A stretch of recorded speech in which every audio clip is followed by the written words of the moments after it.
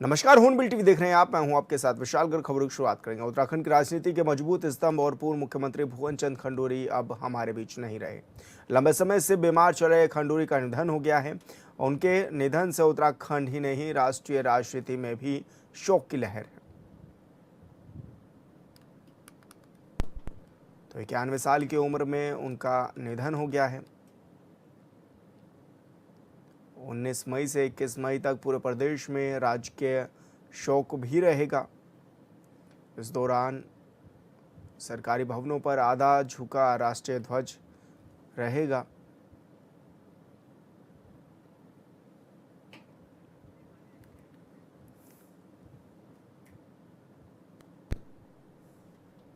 और संवाददाता योगेश आर्या हमारे साथ फोन लाइन पर जुड़ गए हैं। योगेश, आज किस तरह का शोक भी है और किस तरह का राष्ट्रीय शोक घोषित किया गया है उत्तराखंड सरकार की ओर से भी? देखिए विशाल, जिस तरह से की गठबंधन पूर्व मुख्यमंत्री का निधन हुआ है, उसको लेकर के जो है उत्तराखंड में 3 दिन का राजकीय शोक जो है वो घोषित किया गया है। 19 मई से 21 मई तक पूरे प्रदेश में जो है राजकीय शोक रहेगा। सभी सरकारी भवनों पर आधा झुका राष्ट्रीय ध्वज रहेगा। राजकीय शोक के दौरान में जो है सरकारी मनोरंजन कार्यक्रम जो थे वो सब रद्द कर दिए गए हैं, कार्यक्रम भी नहीं होंगे। 20 मई को पुलिस सम्मान के साथ जो है अंतिम संस्कार, यानी आज जो है अंतिम संस्कार होना है, और ये जो है अंतिम संस्कार हरिद्वार के खटखटी घाट पर जो है होगा। अंतिम संस्कार के दिन अगर देखा जाए तो राज्य सरकार के सभी कार्यालय जो है वो बंद रहेंगे।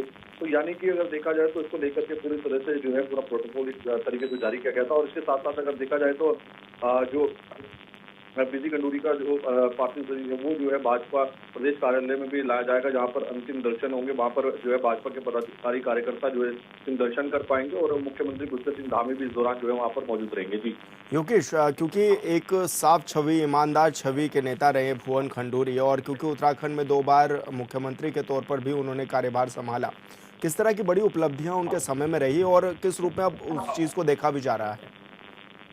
तो बिल्कुल देखिए, अगर देखा जाए तो भुवन चंद खंडूरी के अगर कार्यकाल की बात की जाए तो जिस तरह से उन्होंने 2007 से 9 तक और उसके बाद 11-12 में उन्होंने जिस तरह 2 बार इस प्रदेश के मुख्यमंत्री के तौर पर कार्यकाल को संभाला है, और उस तरह उनकी छवि जो है वो कहीं ना कहीं जो है एक जीरो टॉलरेंस पर काम करने वाली, एक भ्रष्टाचार के खिलाफ काम करने वाली, सख्त अनुशासन वाली रही है। और उन्होंने जिस तरह से विकास कार्यों के काम किया, सड़कों पर बेहतरीन काम किया, तो निश्चित तौर पर उनकी छवि जो एक बेहतरीन रूप में ली जाती है। और निश्चित तौर पर भारतीय जनता पार्टी के जो लोग हैं उनको अनुशासन और उनकी जो कार्यशैली है उसका आज भी अनुसरण करते हैं, उसको आज भी जो है उनके दिखाए मार्ग पर चलने की बात करते हैं। योगेश, पक्ष विपक्ष के जो नेता हैं उनकी किस तरह की प्रतिक्रियाएं आई हैं इस दौरान?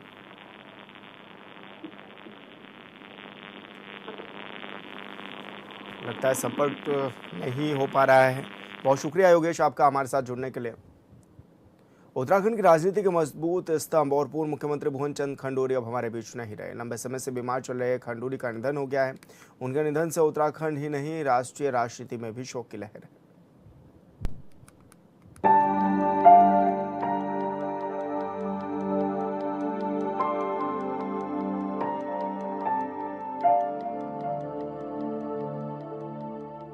अपने से 20 से जाते हैं तो वो हम सब लोगों के लिए पीड़ादायक, कष्टदायक, दुखदायक होता है। दुखद घटना है और राज्य के लिए एक अपूरणीय शक्ति है। उत्तराखंड की राजनीति में ईमानदारी, अनुशासन और सादगी की मिसाल मानी जाने वाले पूर्व मुख्यमंत्री भुवन चंद्र खंडूरी अब इस दुनिया में नहीं रहे। सेना से राजनीति तक का उनका सफर बेहद प्रेरणादायक रहा। उनके सख्त प्रशासनिक फैसलों और साफ छवि के कारण जनता उन्हें खंडूरी है जरूरी के नारे से याद करती रही। जनरल बीसी खंडूरी हमारे उत्तराखंड के एक लोकप्रिय नेता रहे हैं। उन्होंने सेना में उत्कृष्ट सेवा दी है। भारत सरकार में सड़क परिवहन मंत्री के रूप में एक उदाहरणीय अनुकरणीय काम किया है, और उत्तराखंड के मुख्यमंत्री के रूप में उन्होंने अनेक लोकप्रिय जनप्रिय काम किए हैं।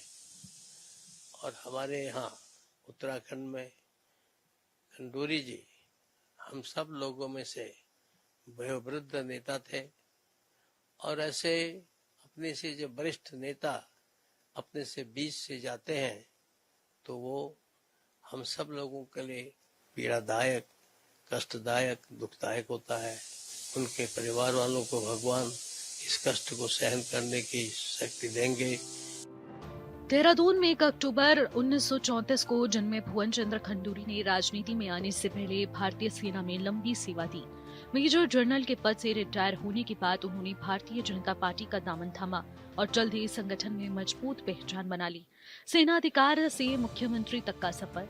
सेना में रहते हुए 1982 में राष्ट्रपति ने अति विशिष्ट सेना मेडल से सम्मानित किया। 1991 में भुवन चंद्र खंडूरी पहली बार सांसद चुने गए। 10वीं, 12वीं, 13वीं, 14वीं और 16वीं लोकसभा में सांसद के तौर पर चुने गए। 1992 से 1997 तक वह उत्तर प्रदेश भारतीय जनता पार्टी की उपाध्यक्ष रहे। अटल बिहारी वाजपेयी के नेतृत्व वाली सरकार में राज्य मंत्री बने। भुवन चंद्र खंडूरी 2003 में वह कैबिनेट मंत्री भी बने। 2007 के चुनाव में जीत के बाद उत्तराखंड के मुख्यमंत्री बने। 10 सितंबर 2011 को भुवन चंद्र खंडूरी ने दोबारा मुख्यमंत्री पद की शपथ ली। 2014 के लोकसभा चुनाव में वो गढ़वाल सीट से सांसद चुने गए। गढ़वाल क्षेत्र से सांसद बने खंडूरी केंद्र की अटल बिहारी वाजपेयी सरकार में सड़क परिवहन एवं राजमार्ग मंत्री भी रहे। उनके कार्यकाल में देश भर में राष्ट्रीय राजमार्ग परियोजनाओं को नई गति मिली। प्रशासनिक शक्ति और कामकाज की पारदर्शिता उनकी पहचान बन गई। और हमारे एक वरिष्ठ नेता हमारे बीच से चले गए हैं। आप सब जानते हैं कि उनका योगदान उत्तराखंड के लिए बहुत बड़ा योगदान था। चाहे उत्तराखंड पृथक राज्य के लिए संघर्ष उन्होंने किया था। यहाँ के हमारे पूर्व सांसद रहे हैं, पूर्व केंद्रीय मंत्री रहे हैं, जो सड़कों का जाल बिछा हमारे पूरे उत्तराखंड, उसमें खंडूरी जी की बहुत महत्वपूर्ण भूमिका रही है। और जब वो हमारे मुख्यमंत्री थे तो सबसे ईमानदार मुख्यमंत्री आज तक के इतिहास में उनको जाना जाता है। तो आज हमारे बीच में रह रहे हैं। साल 2007 में वो पहली बार उत्तराखंड के मुख्यमंत्री बने। भ्रष्टाचार के खिलाफ सख्त रुख और विकास योजनाओं को लेकर उनकी कार्यशैली चर्चा में रही। हालांकि 2009 में उन्हें पद छोड़ना पड़ा, लेकिन 2011 में पार्टी ने एक बार फिर उन पर भरोसा जताया और वो दोबारा मुख्यमंत्री बने। भुवन खंडूरी आज हमारे बीच में नहीं है। एक सैन्य अधिकारी में जो उन्होंने माँ भारती की सेवा की और उसके बाद भारतीय जनता पार्टी के 1991 में पहली बार सांसद बन के उन्होंने इस पौड़ी संसदीय क्षेत्र की सेवा की। उनका वो काम करने का तरीका, उनकी वो ईमानदारी हमेशा हमें याद आएगी। आज वो हमारे बीच में नहीं है। मैं अपनी ओर से, अपने परिवार की ओर से, अपने पूरे इस विधानसभा क्षेत्र की ओर से उनको श्रद्धांजलि अर्पित कर रहा हूँ। भुवन चंद्र खंडूरी की राजनीति की सबसे बड़ी पूंजी उनकी साफ सुथरी छवि रही। जनता के बीच उनकी लोकप्रियता का अंदाज इसी बात से लगाया जा सकता है कि चुनावों में खंडूरी है जरूरी नारा खूब गूंजा। सियासी में सादगी और ईमानदारी की मिसाल माने जाने वाले खंडूरी ने उत्तराखंड की राजनीति को नई दिशा देने का काम किया। उनके निधन से उत्तराखंड ने अपना एक अनुभवी और सम्मानित नेता खो दिया है। इस खबर ने पूरे उत्तराखंड ही नहीं बल्कि राज्य की सीमाओं के बाहर भी जहाँ लोग उनके कामों के द्वारा उनको जानते थे, सब जगह लोग स्तब्ध हैं। बहुत दुखद खबर है। भुवन चंद्र खंडूरी जी हमारे बीच नहीं रहे, यह एहसास निश्चित रूप में कष्टप्रद है। राजनीति में रहते हुए विभिन्न पदों पर वो रहे, विभिन्न पदों की उन्होंने शोभा बढ़ाई और निश्चित रूप में उनके जाने की खबर हम सबके लिए बहुत दुखद है। परमेश्वर से प्रार्थना करते हैं कि परमेश्वर उन्हें अपने श्री चरणों में स्थान दे और उनके परिवार को इस दुख को सहने की शक्ति दे। उन्हें हम सब कांग्रेस जन भी श्रद्धा सुमन अर्पित करते हैं। भुवन चंद्र खंडूरी भले ही आज हमारे बीच नहीं रहे, लेकिन उनकी सादगी, अनुशासन और साफ राजनीति की मिसाल हमेशा याद की जाएगी।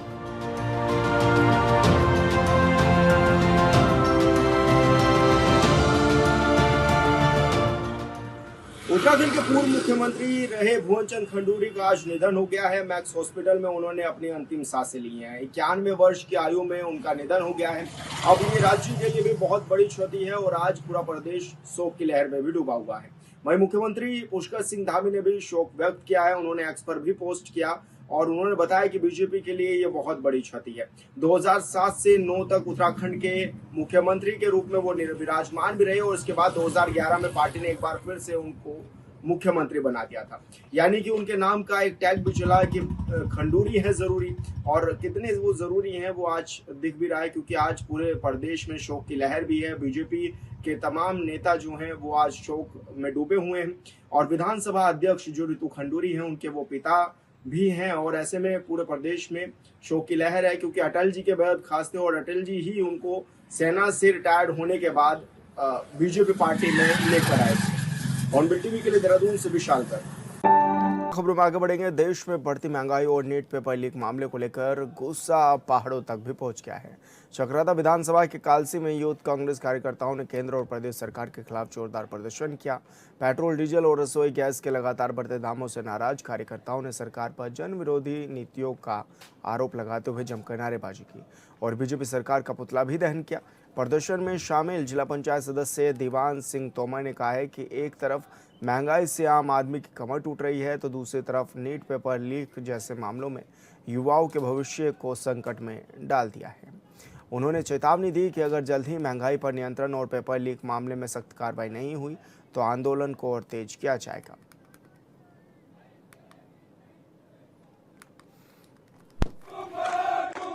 सभी को पता है कि देश में जो बच्चे हमारे डॉक्टरी की तैयारी कर रहे हैं और आए दिन देश में पेपर लीक हो जाता है, नीट का पेपर लीक हो गया है, और जो हमारे पढ़ने वाले बच्चे जिन्होंने अपनी मेहनत से डॉक्टर बनने के ख्वाब देखे हैं, जब पेपर का समय आता है तो लगता है कि पेपर लीक हो रहा है। पूरे देश में कोई सी भी परीक्षा हो, हर दिन जब भी कोई बच्चों के भविष्य का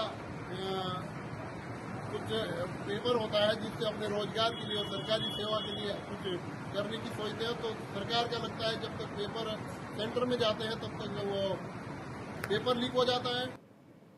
उत्तराखंड हाईकोर्ट ने आज उपनल संविदा कर्मचारियों के नियमितीकरण, चयनित वेतनमान और वेतन से जीएसटी कटौती के मुद्दे पर दायर अवमानना याचिका पर सुनवाई की। सरकार की ओर से कोर्ट को बताया गया कि कर्मचारियों के नियमितीकरण से राज्य पर 1300 करोड़ रुपए का अतिरिक्त बोझ भी पड़ेगा, इसलिए अतिरिक्त समय भी दिया जाए। याचिकाकर्ताओं ने वकीलों ने भी कहा है कि सरकार कोर्ट के आदेशों का बार बार उल्लंघन कर रही है। न्यायालय द्वारा इस पे बिल्कुल स्पष्ट रूप से कहा गया कि अनुबंध का कोई मतलब नहीं है और केवल आपको जो खंडपीठ का आदेश है दिनांक 12/11/2018 उसका पैरा 20 के अनुसार, जिसमें ये मान लिया गया है कि राज्य सरकार ही वास्तविक नियोजक है और ये उपनल का जो के द्वारा अनुबंध है ये एक मात्र कैमोफ्लेज है, और उन्होंने कहा उसकी लाइट में आप इसकी कंप्लाइंस कीजिए और अगले बृहस्पतिवार की तिथि लगाई गई है। उन्होंने कहा आपको केवल एक आदेश, एक सिंपल एक लाइन का आदेश पारित करना है कि इनको एट बार रेगुलर जो के कर्मचारियों के भांति जो है इनको माना जाता है और इनको जो है ये सब ये मिनिमम पे स्केल और डीए दिया जाएगा तब तदनुसार वो, ताकि रेगुलेशन रूल के अंदर भी कवर हो सके। चंपावत के लडवाल स्टेट में लडवाल फाउंडेशन और सवास्थान की ओर से स्वर्गीय दीवान सिंह लडवाल मेधावी छात्र सम्मान समारोह का आयोजन किया गया है। मंगलवार को आयोजित कार्यक्रम में उत्तराखंड बोर्ड की हाई स्कूल और इंटर परीक्षा में प्रदेश और जिले की मेरिट में आने वाले 11 छात्र छात्राओं को सम्मानित भी इस दौरान किया गया। मुख्य अतिथि जिलाधिकारी मनीष कुमार और एसपी रेखा यादव भी इस दौरान मौजूद रही। फाउंडेशन अध्यक्ष नरेंद्र सिंह लडवाल ने बताया है कि इस साल 2015-16 से ये कार्यक्रम लगातार आयोजित किया जा रहा है।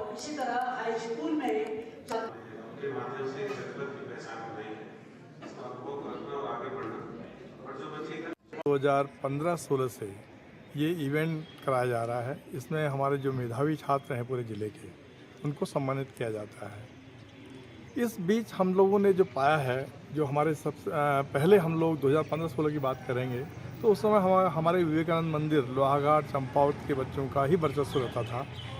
जब ये माहौल पूरे ज़िले में फैला, ये मैसेज पूरे ज़िले में गया, तो उसके बाद हमारे रीठाकाल के बच्चे, बिंगराड़ा के बच्चे, मंच के बच्चे, फुंगर के बच्चे, अमोड़ी और बनवसा के बच्चे, वो भी हमारे टॉपर लिस्ट में आए हैं। हम बात करते हैं पिछले साल की 2014 24-25 की। तो पूरे उत्तराखंड में जो हमारे 50 बच्चे मेरिट में थे, 25 बच्चे 12th में और 25 बच्चे इंटर हाई स्कूल में, तो उन बच्चों में से 20 बच्चों जो है हमारे चंपावत जिले के थे। ये बहुत बड़ी उपलब्धि हमारे ज़िले के लिए थी।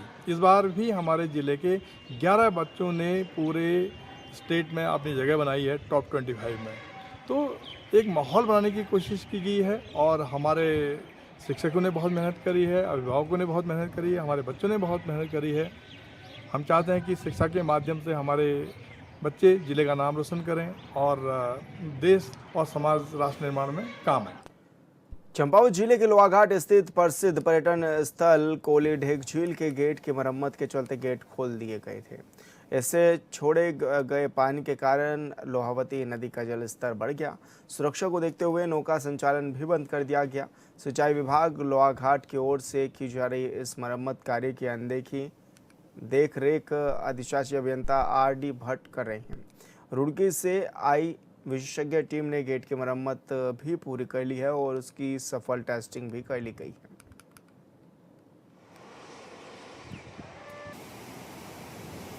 मानसून से पहले गेटों की मरम्मत होती है, डैम के दोनों गेटों की। ये हमारी वर्कशॉप डिवीज़न है रुड़की की, उनकी टीम आई हुई है, उसको ये रिपेयर कर रही है। जैसे ही रिपेयर हो जाएगी अभी गेट ऊपर नीचे उठाते हुए इसको चेक कर रहे हैं। ये मानसून से पहले करना ज़रूरी होता है। गेटों की ऑयलिंग मतलब गेट का तो उद्देश्य मेन है पानी को बाहर निकालना, बरसात के पानी को, जो लोहावती में पानी आएगा उसको बाहर, बाढ़ के पानी को बाहर निकालने का। हरिद्वार के शिव मूर्ति चौक स्थित चित्रा टॉकीज के बाहर वाहन खड़ा करने को लेकर दो पक्षों में जमकर लात-घूंसे चले। मौके पर मौजूद अन्य लोगों ने बीच बचाव कर किसी तरह स्थिति को नियंत्रण करने का प्रयास किया। काफ़ी देर तक मौके पर हंगामे की स्थिति बनी रही और राहगीरों की भीड़ भी इस दौरान जमा हो गई। वहीं सूचना मिलने पर पहुंची पुलिस ने स्थिति को काबू में भी किया है।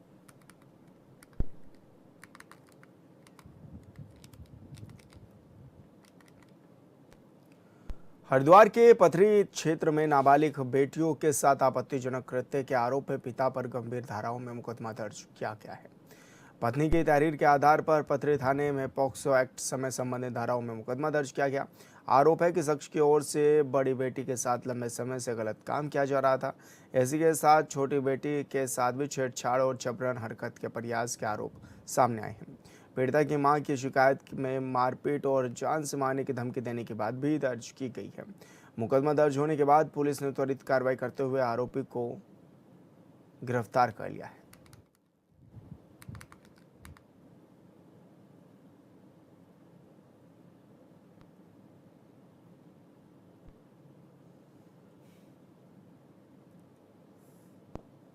हरिद्वार के प्रेमनगर आश्रम के पास नदी में एक युवक के डूबने की सूचना मिलते ही SDRF पुलिस की टीम मौके पर पहुंची और सर्च ऑपरेशन इस दौरान शुरू किया गया। उप निरीक्षक आशीष त्यागी के नेतृत्व में टीम ने डीप डाइविंग समेत कई माध्यमों से तलाश की। घंटों की सर्चिंग के बावजूद युवक का अब तक कोई सुराग नहीं लग पाया है।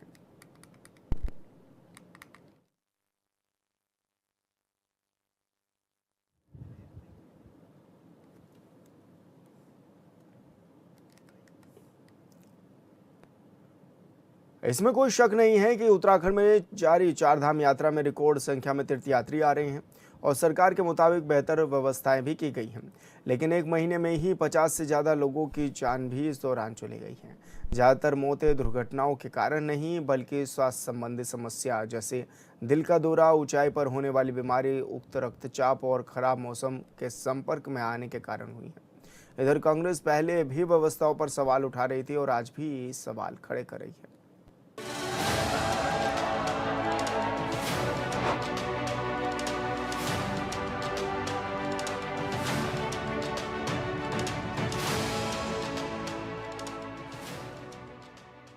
उत्तराखंड में चारधाम यात्रा पूरे शबाब पर है। सरकार दावा कर रही है कि इस बार यात्रा के लिए पहले से कहीं बेहतर इंतजाम किए गए हैं। श्रद्धालुओं की सुरक्षा से लेकर ट्रैफिक मैनेजमेंट और स्वास्थ्य सुविधाओं तक हर स्तर पर तैयारी का दावा किया जा रहा है। अनुमान है कि इस साल 80 लाख से ज्यादा श्रद्धालु चारधाम पहुंच सकते हैं। लेकिन दूसरी तरफ विपक्ष लगातार व्यवस्थाओं पर सवाल उठा रहा है। आरोप है कि जमीनी हकीकत सरकारी दावों से अलग है। देखिए, यात्रा भी चलेगी, चीजें अनुकूल इन समस्याओं के समाधान के रास्ते निकाले भी जाएंगे और प्रदेश के मुख्यमंत्री जी ने सब प्रकार से चीजों को संभाला हुआ है। मैं कह सकता हूँ यात्रा इस बार अभूतपूर्व यात्रा रहने वाली है। बद्रीनाथ, केदारनाथ, गंगोत्री और यमुनोत्री आस्था के इन 4 धामों में श्रद्धालुओं की भारी भीड़ उमड़ रही है। पहाड़ों पर लंबी कतारें हैं, रास्तों पर वाहनों का दबाव बढ़ा हुआ है। प्रशासन का कहना है कि यात्रा को सुगम बनाने के लिए अतिरिक्त पुलिस बल, मेडिकल टीमें और हेल्प सेंटर तैनात किए गए हैं। सरकार का दावा है कि इस बार डिजिटल रजिस्ट्रेशन, ट्रैफिक कंट्रोल और आपदा प्रबंधन पर खासा फोकस किया गया है ताकि यात्रियों को कम से कम परेशानी हो। पिछले 50 लाख से ज्यादा यात्री आए थे। इस बार निश्चित रूप से हमको लगता है कि 80 लाख से ज्यादा यात्री आएंगे। अकेले अभी तक 6 लाख से ज्यादा यात्री चारधाम में आ चुके हैं। एक बहुत अच्छा माहौल पूर्व यात्रा का बना हुआ है। सरकार की अपनी बातें हैं तो विपक्ष सरकार के दावों पर सवाल खड़े कर रहा है। विपक्ष का आरोप है कि यात्रा मार्गों पर कई जगह अव्यवस्थाएं देखने को मिल रही हैं। विपक्ष पहले भी ये कह रहा था कि पार्किंग, ठहरने की व्यवस्था और स्वास्थ्य सुविधाएं पर्याप्त नहीं है। आज भी सवाल उठ रहा है। विपक्ष का कहना है कि श्रद्धालुओं की संख्या लगातार बढ़ रही है, लेकिन उसी हिसाब से बुनियादी सुविधाएं मजबूत नहीं हैं। हम दर्शन करने आए थे, हर साल आते हैं, तो इस साल भी आए हैं। ओपनिंग पे बहुत अच्छे दर्शन हुए। आप देख सकते हैं यहाँ की जो व्यवस्था है प्रशासन की तरफ से बहुत अच्छी है। मतलब किसी भी प्रकार की नहीं, कोई भी दिक्कत नहीं है। अगर आपको दर्शन करने हैं तो आपको लाइन में लगना पड़ेगा। कोई वीआईपी कल्चर नहीं है इसमें। कोई वीआईपी भी है उनको तो भी लाइन में ही आना पड़ेगा। सुबह से आप देख सकते हो यहाँ पे सारे साइड में रस्सियां लगी हुई है, किसी को अंदर एंट्री नहीं है। अगर आपको दर्शन करने हैं तो लाइन में ही आना पड़ेगा। मैंने पैदल यात्रा करी थी, कल सुबह स्टार्ट करी थी गौरी कुंड से। दर्शन बहुत अच्छे से कल भी हुए, आज भी भगवान जी की कृपा से बहुत अच्छे दर्शन हो गए मुझे। अब हम लोग वापस जा रहे हैं। पानी और फिलहाल इस बुलेटिन में मेरे साथ इतना ही। आप देखते रहिए हॉर्नबिल टीवी। नमस्कार।